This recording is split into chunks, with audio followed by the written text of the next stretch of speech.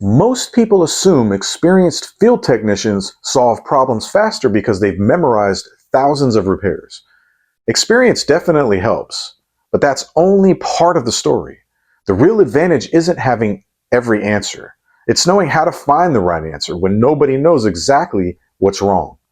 After years of working in unfamiliar buildings, meeting new customers every day, and walking into situations where equipment is already down and time matters, I've noticed something interesting. The technicians who consistently solve problems the fastest aren't necessarily the smartest people in the room. They're usually the people who notice the right details before anyone else does.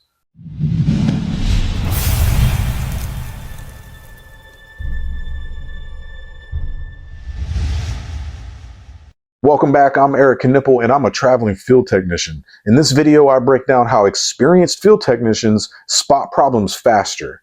Let's get into it.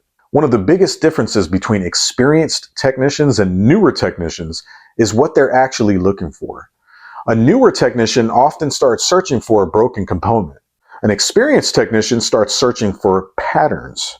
Before touching a single tool, they're already comparing reality against what they expected to see. Does the equipment sound normal? Does the room smell different? Is there unusual heat coming from one area? Is a fan running that normally isn't?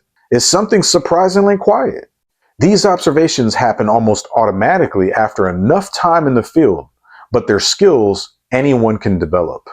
One habit I've picked up over the years is resisting the urge to jump straight into fixing something.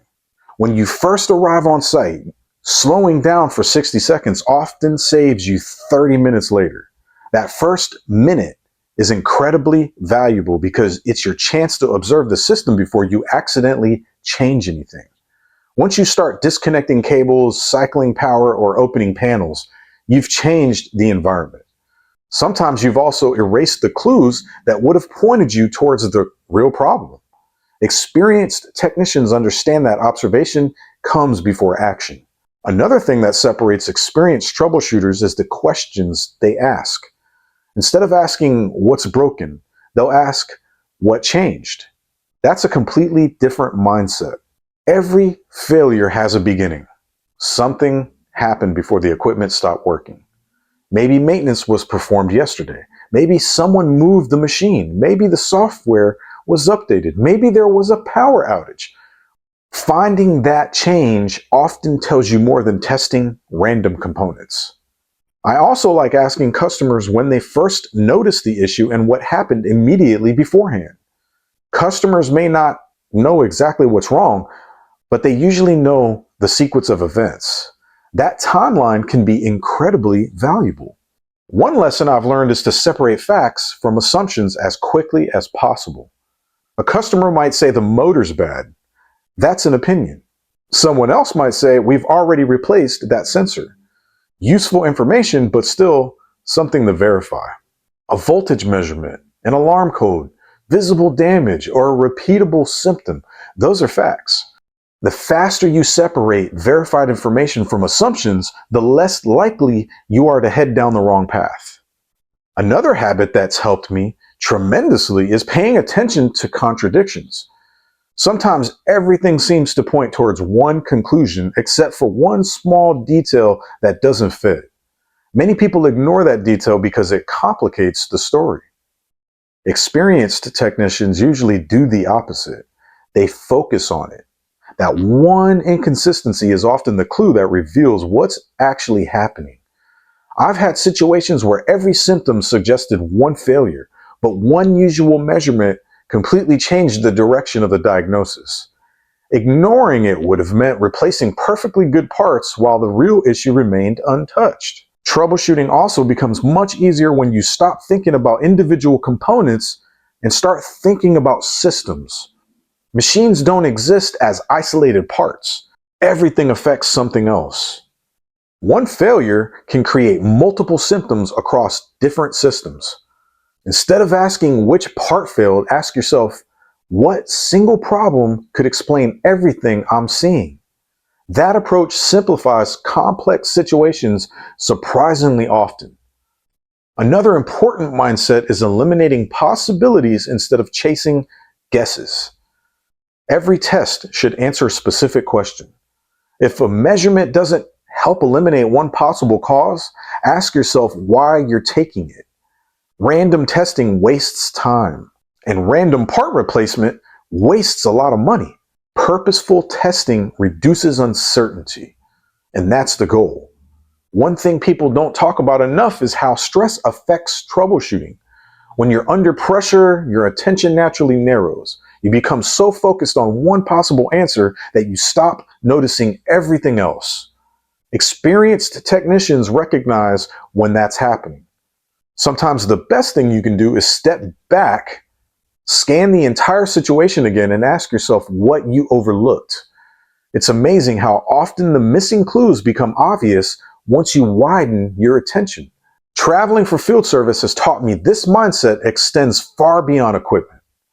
Walking into unfamiliar facilities every week forces you to become observant. You notice entrances and exits. You notice how people communicate. You notice changes in the environment. You become more comfortable making decisions without having complete information because that's often the reality. Very few situations provide perfect certainty. Whether you're troubleshooting equipment, navigating an unfamiliar city, dealing with unexpected travel problems, or making important personal decisions, you rarely have every piece of information you'd like. The goal isn't perfect certainty. The goal is making the best decision with the evidence available while remaining willing to adjust as new information appears. Curiosity plays a huge role here. Experienced technicians don't stop learning because they've been doing the job for years. They're constantly asking why. Why did this fail? Why did that fix work? Why is this customer seeing different symptoms than the last site? Every answer creates another question. That curiosity builds a deeper understanding over time instead of simply building a larger collection of repair procedures. I've found that the best technicians stay humble enough to question their own conclusions. They don't become attached to being right. They become attached to finding the truth. If new evidence proves their first theory wrong, they change direction without hesitation. That's not weakness, that's good decision making. At the end of the day, spotting problems faster isn't really about moving faster. It's about observing more carefully. It's about asking better questions, recognizing better patterns, separating facts from assumptions. And it's about staying calm under pressure. And also, it's about remaining curious enough to keep learning long after you've become experienced. Those are skills that improve troubleshooting, but they also improve everyday life. They help you make better decisions. They improve your situational awareness. They make you a better traveler, a better communicator, and a better problem solver in general.